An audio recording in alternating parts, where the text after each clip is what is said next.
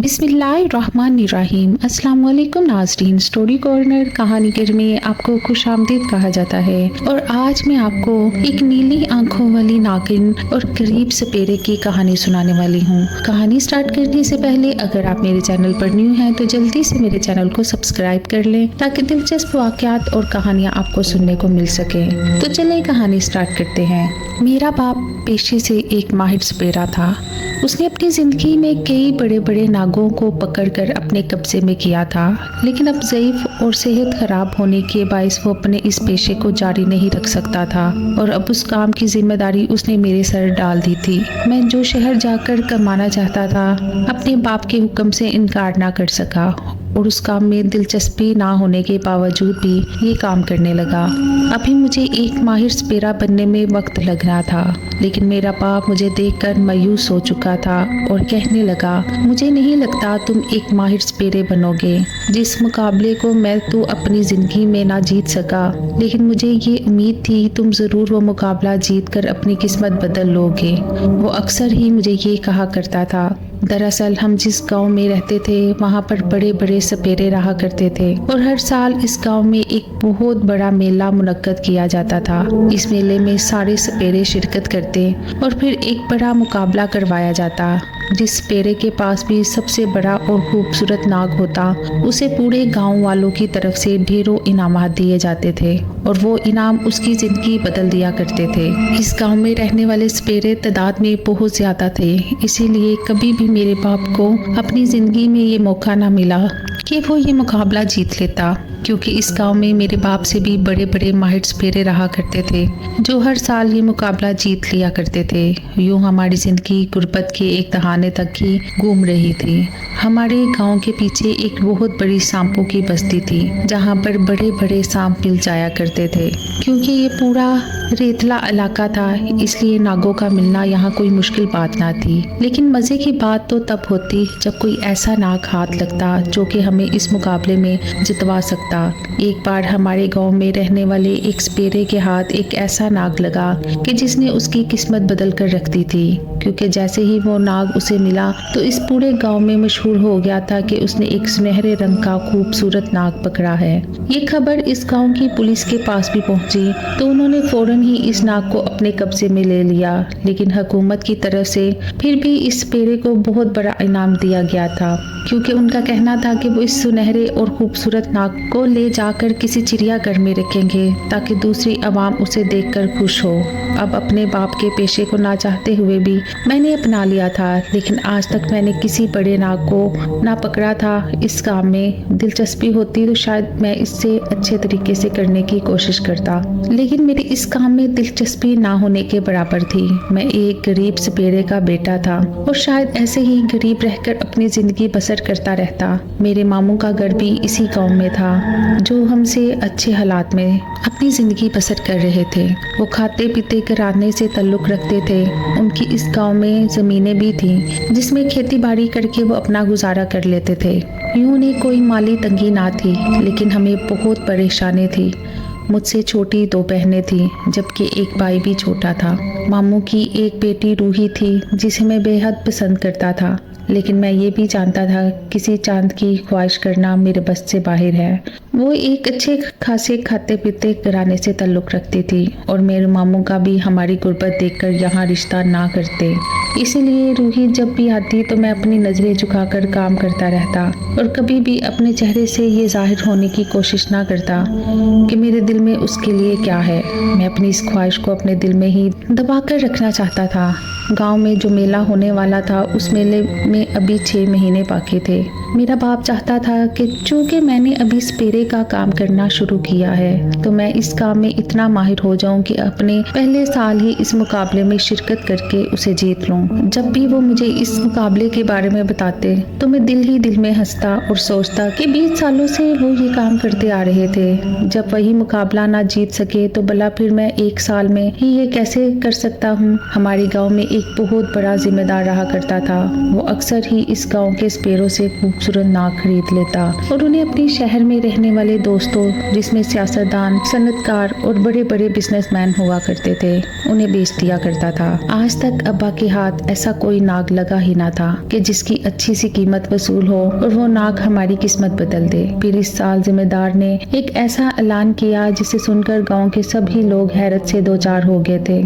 जिम्मेदार का कहना था कि गांव में होने वाले मुकाबले में अगर किसी स्पेरे ने किसी इच्छाधारी नाग को पकड़ लिया तो वो उसे मुंह मांगा इनाम देगा, चाहे वो उसके बदले में मेरी सारी दौलत भी ले ले, लेकिन मुझे एक इच्छाधारी नाग चाहिए।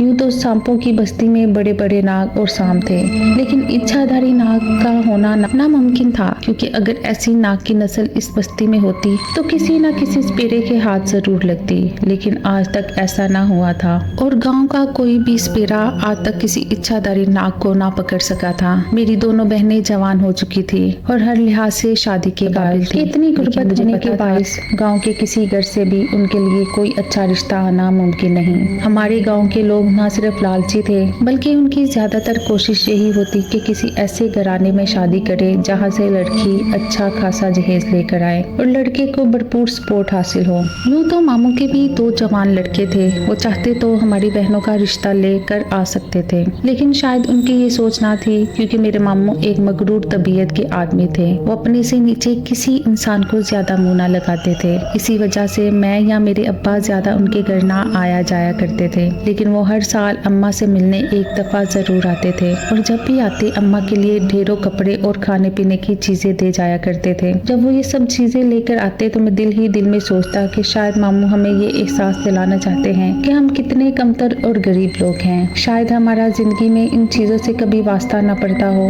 अब अम्मा और अब्बा दिन रात परेशान रहने लगे थे। वो बहनों की वजह से फिक्रमंद तो थे ही, लेकिन शायद ही घर के हालात भी खराब से खराब तर होते जा रहे थे। मैं रोजाना ही इस रेत वाले इलाके में जाता और वहाँ से अच्छा सांप ढूंढने की कोशिश करता, लेकिन मेरे हाथ आज तक सिर्फ सांपों के बच्चे ही लगे थे, ना कि कोई बड़ा नाग या कोई खूबसूरत सा सांप मुझे मिल जाता जिसे पाकर मैं अपनी किस्मत ही बदल लेता। आज भी मैं इस सांपों की बस्ती में आकर बैठ गया था। यहाँ पर झाड़ियाँ ही झाड़ियाँ थीं। आदमी को यहाँ बैठते हुए अच्छी खासी एहतियात भी करना पड़ती थी। अभी मैं एक दरख्त के नीचे बैठा ही था कि अचानक झाड़ियों में से सरसराने की आहट उभरी। मैं चौंक सा गया और फौरन ही उठकर इधर उधर देखने लगा। यकीनन इन झाड़ियों में कोई ना कोई नाग या सांप की मौजूदगी का अंदेशा हो सकता था।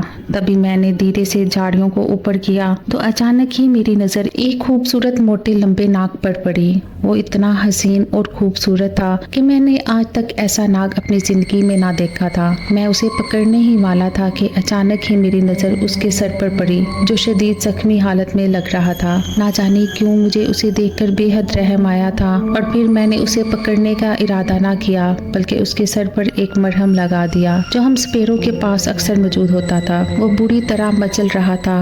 उसे देखकर ऐसे लगता था कि शायद वो जख्मी होने की वजह से तड़प रहा था। मरहम लगे अभी थोड़ी ही देर हुई थी कि उसने तड़पना बंद किया और सीधा एक बहुत बड़े बिल में घुसता हुआ चला गया। वो नाग नहायत ही खूबसूरत और दिखने में एक इच्छाधारी नाग लग रहा था। अगर मैं उसे पकड़ लेता तो शायद मेरी किस्मत बदल जाती। अब क्या अफसोस करना था जब मैंने खुद ही अपने हाथों से उसे जाने दिया था, तो फिर मैं बैठकर इधर क्या करता। इसीलिए अब मैं मायूस होकर घर की तरफ लौट गया था। अब्बा ने मुझे आज खाली हाथ वापस आते देखा तो कहने लगे, तुम्हें अभी बहुत वक्त लगना है ये सब सीखने में। मुझे नहीं लगता तुम इस पेशे में कामयाब हो सकोगे।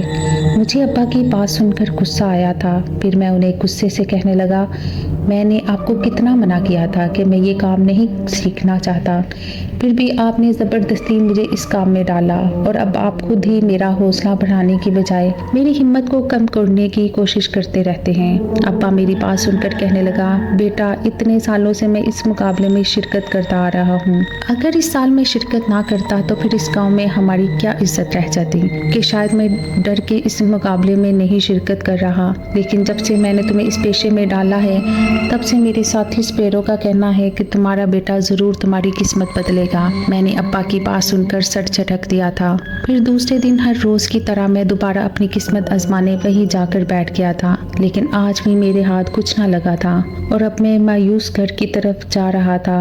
अभी मैं यहाँ से गुजर ही रहा था कि अचानक मुझे एक दरख्त के नीचे से रोने की आवाजें आने लगी। मैं ये आवाजें सुनकर चौंक गया था, फिर इधर उधर देखने लगा कि ये निस्वानी आवाजें कहाँ से आ रही हैं। जो भी औरत रो रही थी उसकी आवाज में नहायत दर्द था, शायद वो किसी तकलीफ में मुब्तला थी। अभी मैंने 2 कदम ही उठाए थे कि मेरी नजर एक लड़की पर पड़ी। स्याह लंबे काले बाल बिखेरे वो लड़की दरख्त के नीचे बैठी रो रही थी। मैं उसके पास गया और उससे कहने लगा, क्या हुआ है, आपको क्या तकलीफ है जो आप ऐसे रो रही हैं? मेरी बात पर उसने सर उठाया और फिर मुझे देखने लगी। मैं अपनी जगह साख्त खड़ा रह गया था, क्योंकि उस लड़की की नीली आंखें इतनी खूबसूरत थी कि मैं कई सानिये तक नजर ही ना हटा सका था। उसकी आंखें ही नहीं बल्कि वो पूरी ही नहायत खूबसूरत थी। काले लंबे स्याह बाल पुश्त पर बिखराए, वो हमारे गांव की हरगिज ना लग रही थी। तभी मैं उससे कहने लगा, इस तरह आपका अकेला यहाँ बैठना दुरुस्त नहीं। आप कहाँ से आई हैं और इस तरह क्यों रो रही हैं? मेरी बात सुनकर वो रोते रोते मुझसे कहने लगी कि अपनी बदकिस्मती पे मैं रोऊं नहीं तो क्या करूं? मेरी सुतीली माँ ने मुझे धक्के देकर घर से निकाल दिया है। मेरा जुर्म सिर्फ इतना था कि मैं उनकी इजाजत के बगैर खाना खा लिया था। उन्होंने मुझे इतना मारा कि मेरे पूरे जिस्म पर नील पड़ गए हैं, तुम खुद अपनी आंखों से देख लो। फिर उसने जैसे ही अपने बाजू पर से कपड़ा हटाया तो मैं धक से रह गया था, क्योंकि उसका पूरा बाजू नीला हो रहा था और गर्दन पर भी नीले निशानात नजर आ रहे थे। मैं दिल में सोचने लगा हूँ कि कोई औरत इतनी संगदिल कैसे हो सकती है कि इतनी खूबसूरत और मासूम लड़की को जानवरों की तरह यूं मारे। मैं इस खूबसूरत लड़की को यूं अकेला इस जगह पर छोड़कर नहीं जाना चाहता था, इसीलिए उसे कहने लगा कि इस तरह से अकेला बैठना यहाँ मुनासिब नहीं। पता तो है कि जमाना किस कदर खराब है। चलो आओ मेरे साथ मेरे घर में, अब्बा अम्मा और मेरी बहनें हैं, वो तुम्हें मरहम भी लगाएंगी और तुम्हारा ख्याल भी रखेंगी। मेरी बात सुनकर वो आंसू भरी नजरों से मुस्कुरा दी, फिर कहने लगी, तुम इंतहाई दर्द दिल रखने वाले इंसान नजर आते हो, तुम्हारी इस मेहरबानी का शुक्रिया। मेरे पास अभी कोई ठिकाना भी नहीं है, लेकिन जैसे ही मुझे कोई ठिकाना मिल जाएगा मैं जल्द ही वहाँ से चली जाऊंगी। मैंने उसकी इस बात पर सर हिला दिया था। अब वो मेरे पीछे पीछे मेरे साथ आ रही थी। मैं उसे घर तो लेकर जा रहा था, लेकिन साथ ये भी डर रहा था कि कहीं अम्मा अब्बा उसे देखकर गुस्सा न करे।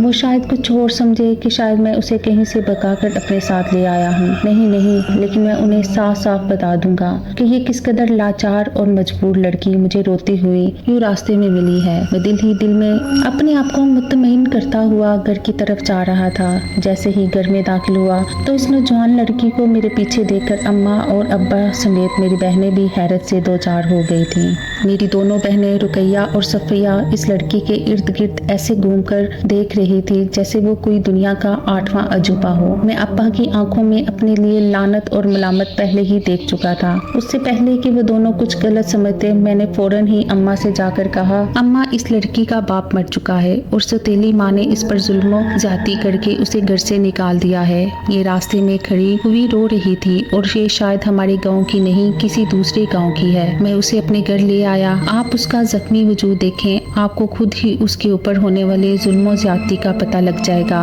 अम्मा अब ऊपर से लेकर नीचे तक उसे देख रही थी। फिर मेरी बहन सफिया मुझे कहने लगी, अच्छा हुआ दीनू तुम उसे लेकर आ गए। देखो तो सही किस कदर खूबसूरत लड़की है। अल्लाह ने उसे बहुत फुर्सत से बनाया होगा। यकीनन ऐसी खूबसूरत और नीली आंखों वाली लड़की तो हमारे पूरे गाँव में नहीं है। मेरी दोनों बहनें भी मेरी तरह इस अनजान लड़की की खूबसूरती से मुतासिर हो गई थी। अब अम्मा इसका बाजू हटाकर उसके जिस्म पर पड़े हुए नील देख रही थी। फिर अफसोस से कहने लगी कि ना जाने कितनी जालिम औरत होगी जो इतनी प्यारी लड़की को उसने ऐसे बेदर्दी से मारा है। उस लड़की ने अपना नाम शबनम बताया था। वो मेरी बहनों से यूं बातें कर रही थी जैसे बचपन से ही उन्हें जानती हो। फिर चंद दिन बाद ही वो घर के एक एक फर्द से यूं घुल मिल गई थी जैसे शुरू से ही उस घर में रह रही हो।